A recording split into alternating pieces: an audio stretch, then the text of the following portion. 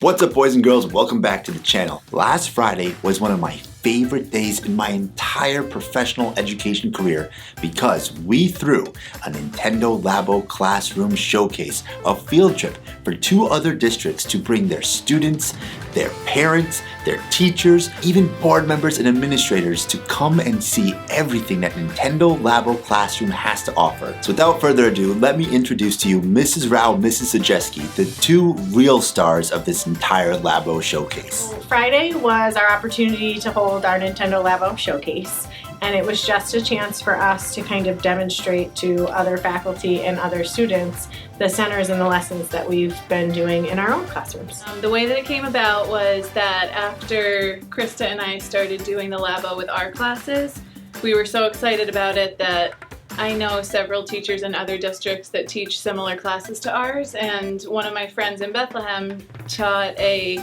self-contained that was 1st and 2nd graders, so I had reached out to her just to tell her to check out some of our videos and to look into Labo for them. We divided the students up into 5 groups, 1 for each station. They rotated through all of the different stations and we're at each one for 15 minutes. The station that I got to showcase was our obstacle course, so that was the opportunity for our students to drive through a pre-built course. But also bring in our language. So we had to talk about having to go around the pond, through the tunnel, push the animals into the gate.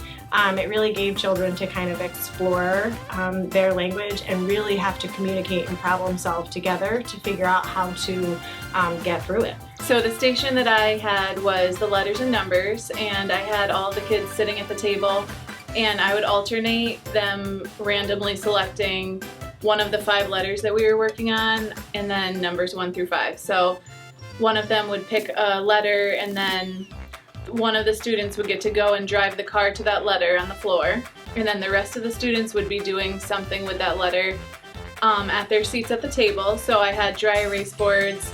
They practiced writing uppercase and lowercase letters of whatever letter we were working on.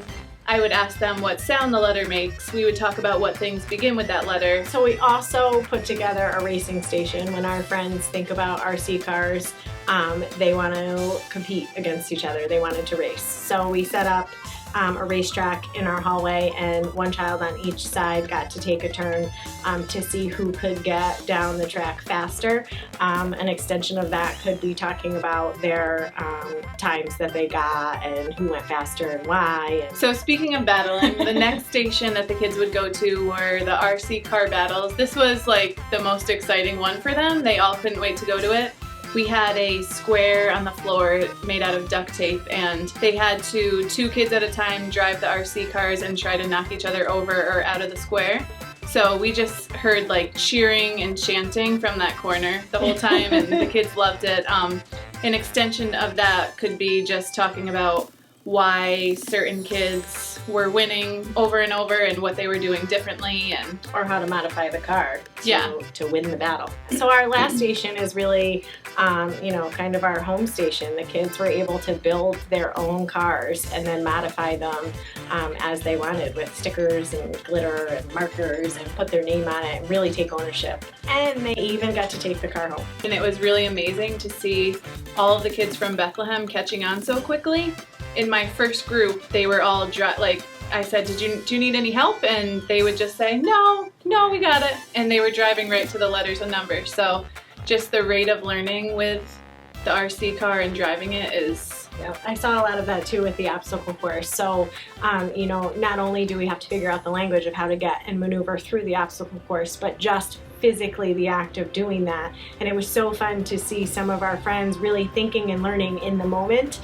They were driving, and then they would take a pause and really have to think about which way they wanted the car to go. And that was phenomenal how quick that was. I've noticed just an increase with my own students, especially when we play the numbers and letters games. It just seems like they are retaining the information so much faster. At the end of the day, we had like a little award ceremony where we called every student up and they got an official Labo certificate saying that they completed the RC car workshop.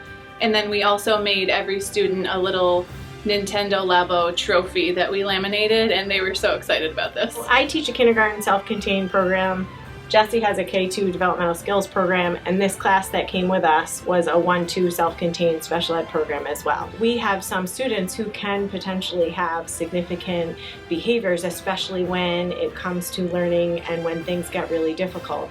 I felt something that we should highlight that was really impressive is that over this 2-hour span, not a single student was having a behavior issue.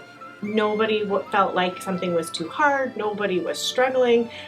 They were just so engaged with what they were doing. So on the same topic of just how motivating the Labo was at our event, since we do this once a week, that we're seeing an improvement in behaviors because the kids know that it's coming up at the end of the week. They want to be able to participate in it. We're working on things that we work on in other ways during the day too, but the difference is that doing it with the Labo is making them want to come to school because it's so fun. And you know, instead of it actually being a math lesson or a science lesson, it's like recess to them because they're playing Nintendo. Yeah. So they don't even really realize that they're learning, but it's just so much fun. We don't even have recess on Friday afternoons because our friends go, that was so much fun playing today.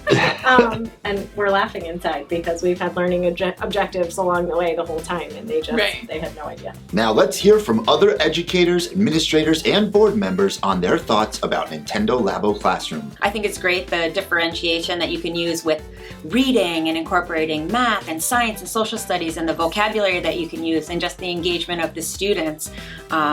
I didn't see one student in there that was not engaged, even if they weren't participating directly with the controls. They were all watching and learning and listening and just having a great time. And engagement is the key word as well. That Labo has a technology tool to teach letter sounds, number sense, and to your point as well, where you have one child who's actually using the device, and the other 4 children who are actually so engaged with that child using the device. What a wonderful way to learn. It really was an awesome experience today. What was great about it was that it was so hands-on. The kids were constantly able to use all of the devices and try the different activities, and they were really, really involved. I mean, Labo can have applications from like the youngest to the oldest grades because it has so much depth and ease of access. So I mean, you can start with the RC car, and it's easy to build, easy to drive around and try different things. You know, you can design obstacle courses, as our teachers have done here. The more complex Labo things, you're really practicing that skills of following directions and spatial awareness and really feeling that accomplishment of making something complex. You know, most of the work we've done so far has been kind of in the elementary school range, you know, 2nd, 3rd, 4th, 5th grade, but we can totally see the applications for even older. The Toy-Con Garage gives you a very STEM focus, you know, kind of if-then programming kind of experience, and you can design your own kind of interactions using the technology, and that definitely has applications all the way up through the 12th grade. It's really exciting. Now, if you've made it this far in the video, then I can't thank you enough for watching. Don't forget to work hard, play hard, and I'll catch you guys next time.